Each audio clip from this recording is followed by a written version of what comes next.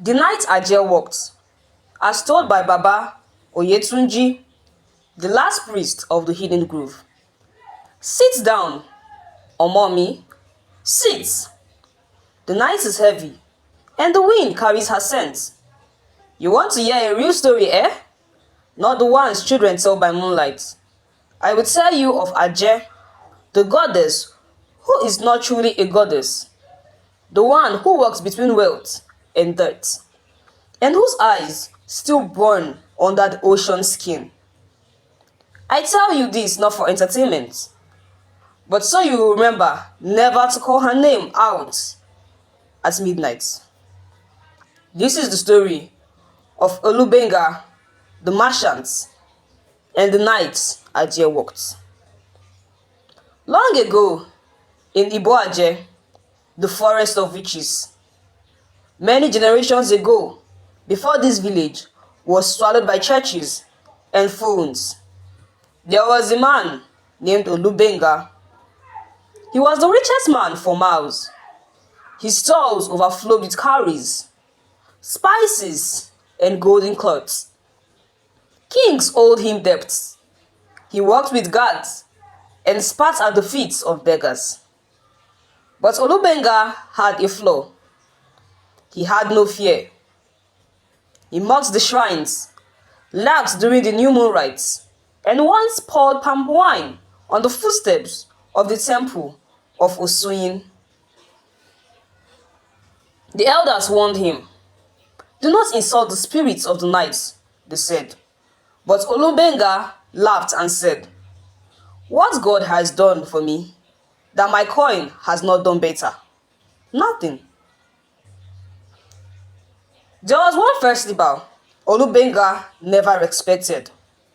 Elede Aja, the silent offering to the sea witch. Every year, at midnight, on the third new moon, the women of the village would go into the bush behind the river with black goats, kola nuts soaked in wine, and whisper prayers. No man was allowed. No one was allowed to watch. This festival was to appease Aja, so she would not cleanse the land with plague, madness, or famine. But Olubenga, that year, he did the unthinkable. He followed them, hiding in the shadows. He watched them as they entered the grove with chants so old that it made the trees tremble. One by one, they placed offerings in a circle of ash. Olubenga chuckled to himself. "All this noise for a ghost woman," he muttered. He turned to leave and found himself face to face with a woman. Tall, wrapped in dark clothes, her face hidden beneath a veil of fish bones. Her voice, soft, like a whisper inside your head. "You've seen what no man should see," she said. Olubenga laughed. "And what will you do? Curse me? I own this land." The woman stepped aside. "Then enjoy your kingdom, merchant." On the first day, his goats screamed until their stomachs burst. On the second, the streams ran dry, and the water turned thick and red.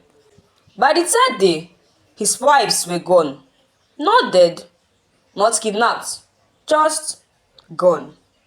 Their clothes folded neatly, their footprints vanishing at the doorstep. He sent guards. They returned weeping and mute. By the fourth day, his voice began to tremble. When he shouted, dust came from his mouth.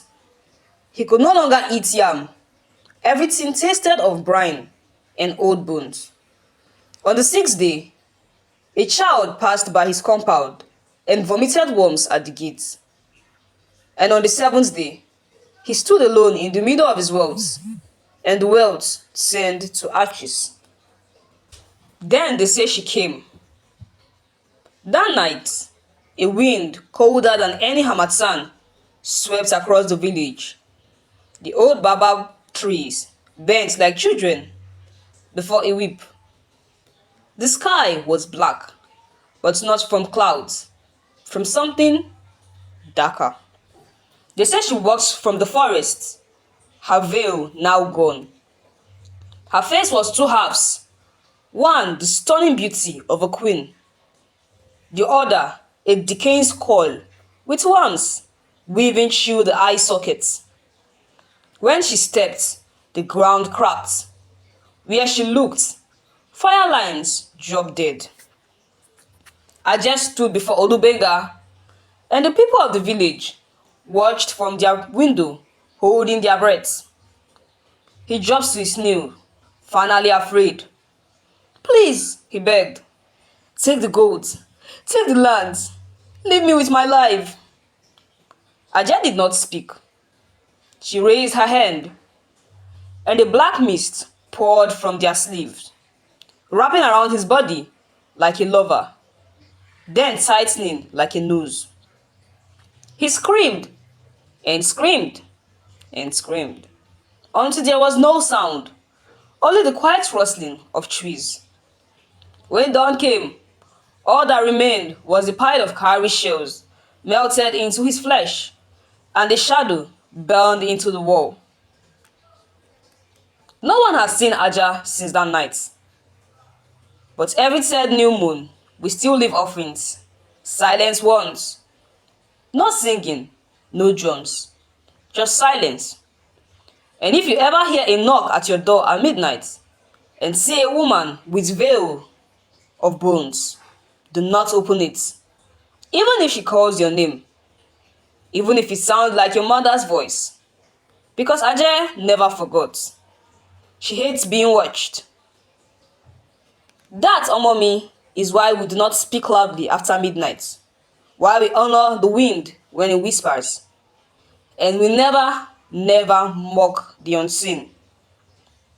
Drink your palm wine, sit closer to the fire, because tonight is the third new moon, and I can feel her watching us, even now. If you liked this story, please hit the thumbs up button, subscribe, comment, and share. We hope to see you on our next story. Thank you.